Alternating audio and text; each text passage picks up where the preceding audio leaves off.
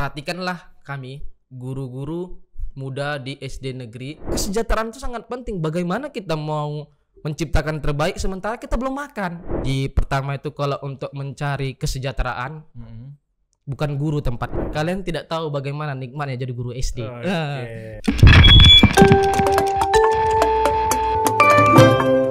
Halo Jawara Posi, kembali lagi di podcast Open Mind, ngobrolnya ringan, ilmunya berat. Oke, hari ini Bang Yoga gak sendirian, tentu saja ya, karena podcast itu harus berdua ya. Bang Yoga bersama dengan seorang guru yang sudah mengabdikan dirinya dengan luar biasa untuk negeri kita.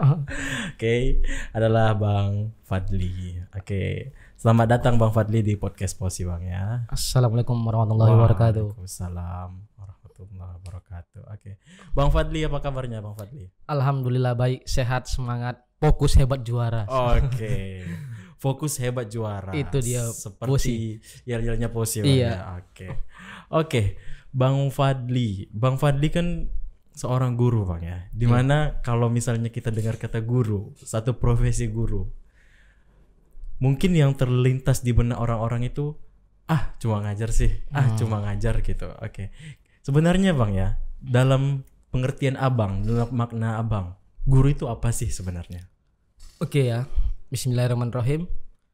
Guru itu adalah profesi yang amanah, baru itu mulia, dan profesi yang mungkin punya andil dalam kehidupan kita.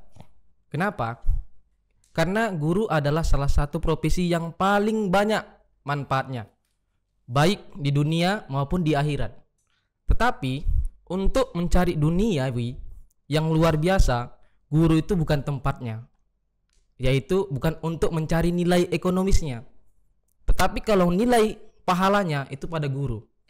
Dan itu jadi guru itu adalah berasal dari hati kita. Nah, jadi guru itu posisinya di mana saja, kapan saja, dan ditempatkan di mana saja kita bisa mendapatkannya asalkan dari hati kita ingin menjadi seorang guru. Itu dia. Luar biasa jawaban Bang Fadli ini. Berarti dari hati Bang ya. Dari hati. Kalau bahasa keren zaman sekarang itu passion Bang. Passionnya. Memang hatinya itu pengen mengabdikan diri Bang ya. Iya, sejauh ini pengennya memang jadi guru memang. Oke, tadi Abang bilang kan pengen gitu. Kenapa Abang ada rasa kepengen gitu? Apa yang membuat Abang terdorong untuk menjadi guru?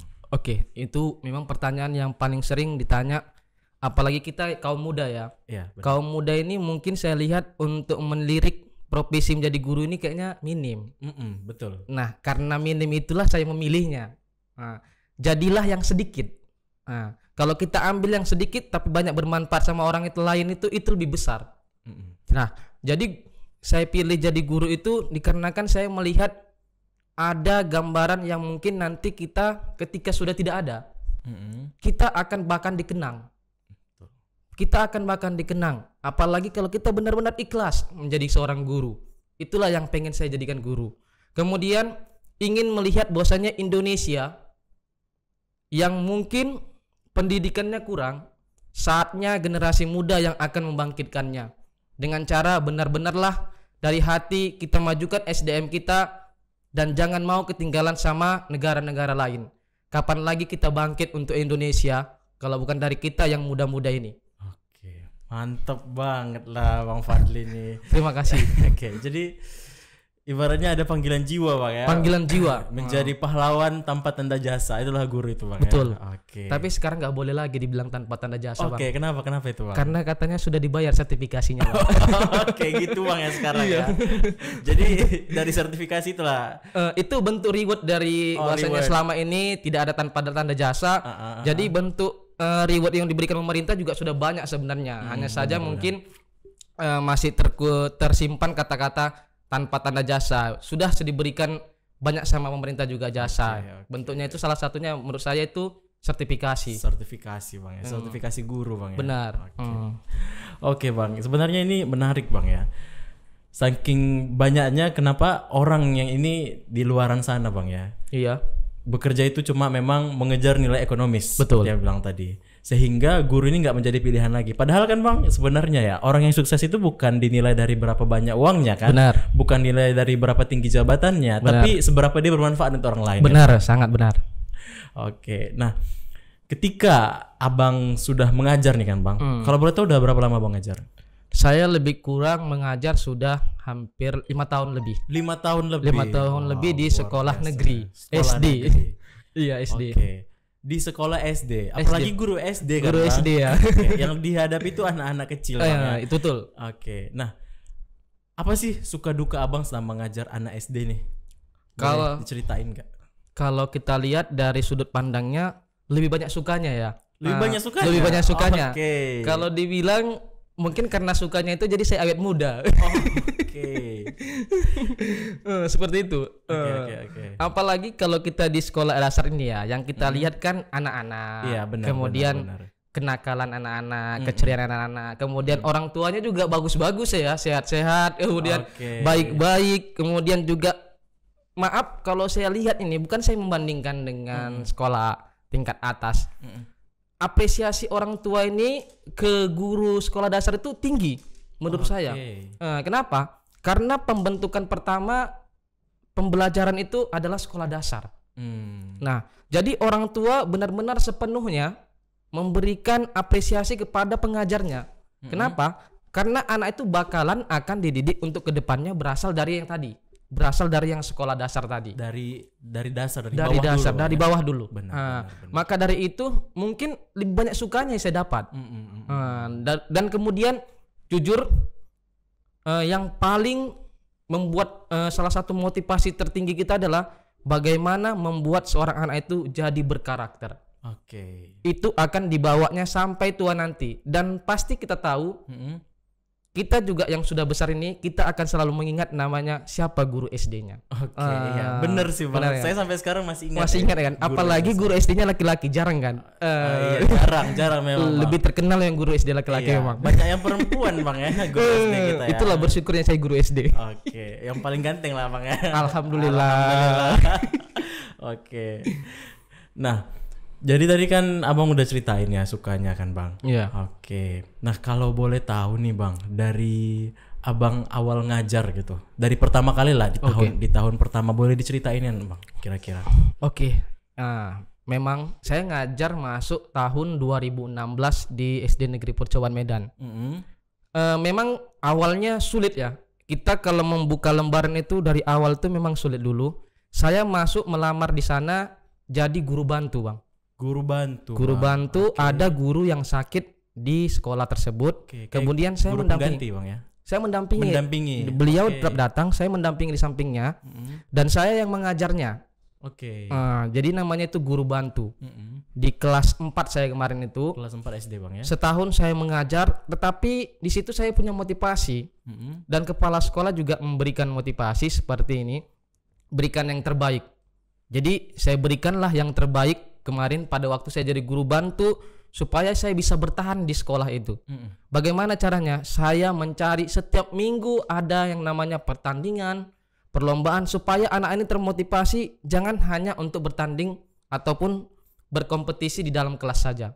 Saya coba di sudut-sudut kota, di kampung-kampung. Yuk kita ikut yuk lomba-lomba kecil-kecil saja, lomba yang sederhana-sederhana, tapi anak ini termotivasi. Semangat itu. Semangat, Bang.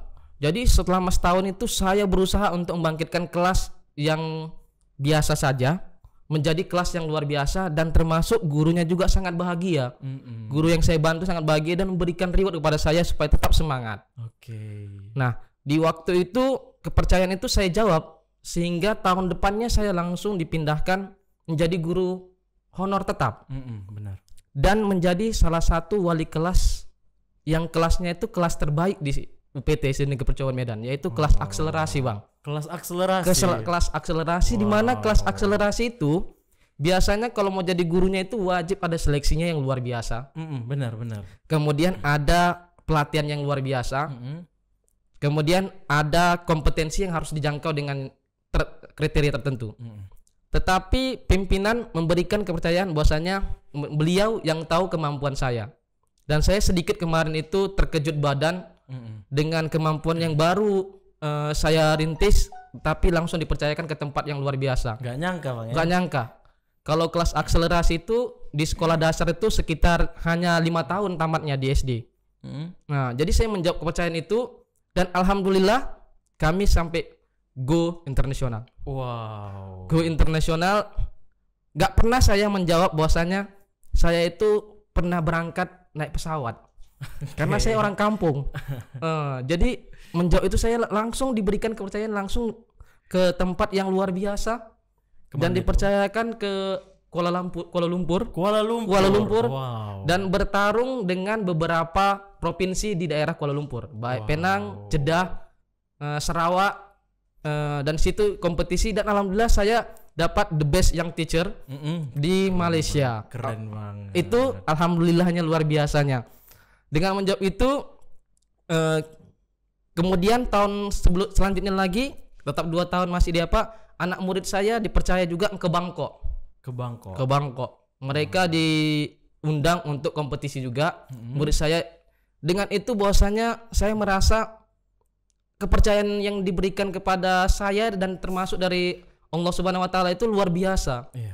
Hanya bahasanya cuma seorang guru honor mampu menjawab dengan beban yang luar biasa, tapi semua itu kalau kita yakin, husnul yakin dan betul-betul untuk sekolah itu kita yakin bisa memberikannya. Dan luar biasanya lagi orang tua sangat senang. Itulah hal yang paling bahagia menurut saya adalah ketika orang tua dan murid itu bahagia melihat gurunya juga ikut bahagia. Itu dia. Luar biasa. Alhamdulillah. Jadi ini ya bisa jadi contoh ya buat jawara-jawara posi yang ada di luaran sana, buat guru misalnya ataupun guru ada yang lagi nonton ini, jangan berkecil hati ya. Betul. Bang, ya. Jangan berkecil hati. Aku ini masih honor. Siap, betul. Aku ini cuma apalah baru ngajar misalnya atau masih honor. Siapapun kita bisa berkontribusi besar. Benar. Contohnya Bang Fadli nih bisa memberangkatkan anaknya ke luar negeri. Betul. Wow, luar biasa. Dan itu juga saya belum pernah yang namanya menjajaki yang namanya pesawat terbang, kemudian take off lagi dari transit lagi ke Kalimantan lagi kemana. Waduh, luar biasa. Saya juga 4 kali langsung diberikan kesempatan untuk naik pesawat. Itu hanya dengan hati yang bisa menjawab dan bisa berhasil, itu hanya dengan hati yang ikhlas memberikan kepada betul-betul anak muridnya. The power of kekuatan dari tulus ikhlas itu tulus tadi. Ikhlas tadi, betul. Karena kalau misalnya kita tulus kan Bang, keajaiban itu datang terus Bang. Benar. Karena kalau misalnya yang kita kejar itu keberkahan misalnya kan, kita kejar itu ridhonya Allah misalnya. Benar. Yang datang itu jauh lebih besar daripada apa yang kita harapkan. Jawabannya lebih besar dan lebih luar biasa. Itu dia. Karena kan Bang, kalau misalnya kita ngejarnya materi, ya udah kita dapat materi, tapi belum tentu kepuasan itu kita dapat. Benar. Kalau cuma hanya materi ada batasannya. Benar. Nah, ini kan tadi kita bicara suka ya Bang ya. Kalau kita bicara duka atau bahasa kerennya tantangan lah Bang, challenge-nya gitu. Challenge Abang yang pertama kali masuk ke SD negeri percobaan ini. Apa challenge yang pertama kali Abang hadapi? Kalau challenge-nya itu yang pertama kesiswanya dulu lah ya. Tantangannya itu pertama bagaimana membangun karakter anak ini benar-benar. Dengan pembangunan karakter kita akan bisa lebih mudah untuk mentransfer ilmu kita. Itu yang paling pertama untuk jadi guru. Kita kalau mau jadi guru, bukan saya mengajari, tetapi cara terbaik itu adalah bagaimana cara mentransfer ilmu itu dengan cara ajarkan dulu karakternya untuk bisa patuh, kemudian segan dan taat kepada gurunya. Maka daripada itu kalian akan bisa menyampaikan apa saja yang bisa kalian sampaikan, baik ilmu yang luar biasa maupun ilmu yang sederhana, dia akan dapat. Itu tantangan pertama. Berarti mulai dari moralitas dulu Bang. Betul. Karakternya supaya kita bisa mengajarkannya dengan baik. Itu tantangan pertama Bang. Yang kedua lagi Bang? Yang kedua pastinya yang namanya tidak kita pungkiri butuh proses antara bagaimana kita guru baru, lagi guru honor, dengan kita. Saya ini kan di sekolah negeri. Iya benar Bang. Tantangannya juga kepada senior. Dan senior ini dia sudah PNS. Iya. Terkadang kita ini bergerak takut kemajuan, enggak bergerak takut ditinggalkan dan dilepaskan. Nah, bagaimana solusinya? Solusinya adalah bagaimana cara menempatkan diri saja. Nah, ketika ada sedikit seperti trouble sederhana, kita lebih bagus mengalah dan memberikan sedikit bentuk tampilan, inilah yang bisa kami tampilkan. Ketika kita sudah di atas lebih baik, tetap merendah dan tetap jangan meninggalkannya. Kolaborasi adalah salah satu kunci paling utama, dan paling penting itu adalah bagaimana kita bisa menempatkan posisi kita sebagai apa? Adaptasi. Adaptasi. Itu tantangan yang kedua. Tantangan yang ketiga yang pastinya saya bilang tadi yang pertama.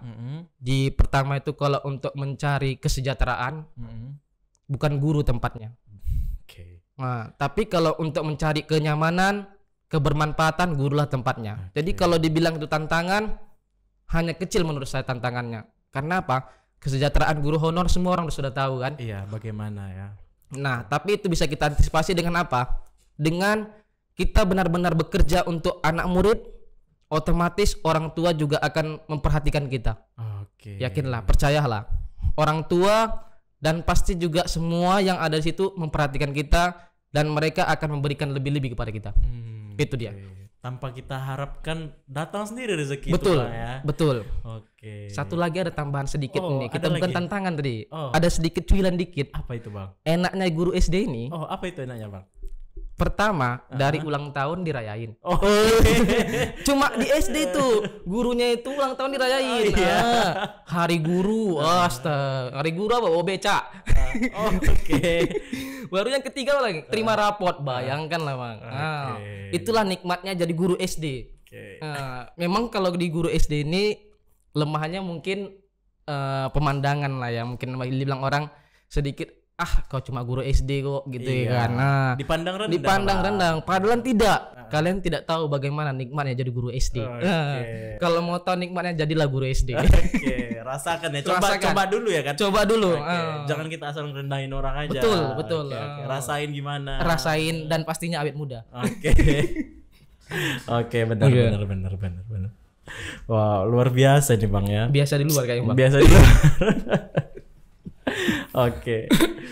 Nah, kalau boleh cerita lebih lanjut nih kan bang. Tadi kan abang udah menceritakan nih tantangannya seperti apa gitu. Abang juga udah mengatakan sukanya gitu. Nah, setelah abang berkontribusi besar lah di SD Negeri Percobaan ini kan bang, perubahan apalah yang bisa dirasakan gitu di sekolah itu? Ini perubahannya di banyak sektor lagi kita lihat ya. Benar. Mungkin di sektor kesiswa, anak lebih sering kompetisi. Setiap ada kompetisi, seperti tanpa ajakan lagi. Dulu diajak setiap kelas, saya cari setiap kelas kan. Dibujuk dulu ya bang ya. Dibujuk, kemudian yuk kita ikut ini, ikut. Untuk yang gratis saja sulit. Bayangkan ya. Untuk yang gratis saya sulit untuk ikut zaman dulu. Apalagi bayar. Ya sudah jelas tidak mau kan. Masa aku capek-capek mau lomba, aku pula yang bayar katanya. Betul. Kalau sekarang syukurnya di SD Negeri Percobaan Medan ini perkembangan itu sangat drastis. Bayar pun jadi. Yang penting anaknya tampil. Tampil di foto anakku anak olimpiade. Mantap. Itu kan motivasi diri. Itulah yang kami gerakkan dulu. Di situ ada namanya timnya, namanya kami buat tim Hore. Tim Hore itu halo tim Hore. Itu namanya tim Honor Kere. Honor Kere ya. Awalnya keren ya Hore, rupanya Honor Kere. Gimana itu? Tapi tim Hore itulah yang maafnya berkolaborasi. Dan dengan tim Hore berkolaborasi dengan SD Percobaan, membentuk suatu yang namanya tim solid, kompak. Setiap event kami ikutin, kolaborasi, diskusi, kemudian ciptakan, yuk kembangkan, kemudian tampilkan. Itulah. Jadi di waktu tadi bilang perubahannya itu, anak jadi udah langsung otomatis ikut kompetisi. Pak, ikut dong. Di mana. Cuma melalui tampilan setiap grup aja sudah ikut. Mereka yang inisiatif bang ya. Langsung inisiatif mengejar. Luar biasa. Kalau yang kedua adalah mungkin di pengajar pendidik. Nah, kami juga kolaborasi dengan tim Hore ini adalah membentuk pelatihan. Sekarang kan sekolah ini perlu sedikit saya sampaikan. Kita ini di sekolah negeri ini sangat timpang sekali. Kenapa? Karena kita tahu ya, sekolah negeri ini rentang usianya itu sangat jauh antara fresh graduate dengan yang mau pensiun. Oke. Kita bisa bayangkan kan, kalau yang sudah mau pensiun ya targetnya cuma satu, cepat-cepatlah pensiun. Pasti kan? Iya benar. Jadi yang antara yang pertengahan ini yang kita mau misalnya gabungkan untuk melakukan pelatihan-pelatihan. Nah, tantangan pelatihan ini sangat sulit. Kenapa? Karena kemauan tadi sudah namanya tidak seperti sekolah swasta yang fresh graduate rata-rata. Kalau sekolah negeri ini kan dia banyak ya kan, banyak yang tua, sedikit yang muda pun yang honor-honor. Iya benar. Iya kan? Benar. Perekrutan juga lama seperti itu ya. Iya. Jadi di situ yang ketimpangannya, sulitnya untuk maju di sekolah negeri ini, untuk mengejar sekolah swasta ini sulitnya di situ.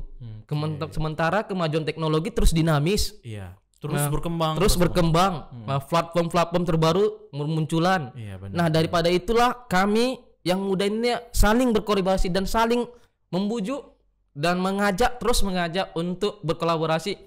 Maafnya minimal bisa mengetik doang ya. Iya. Bayangkan ya ketimpangan tadi itu ya.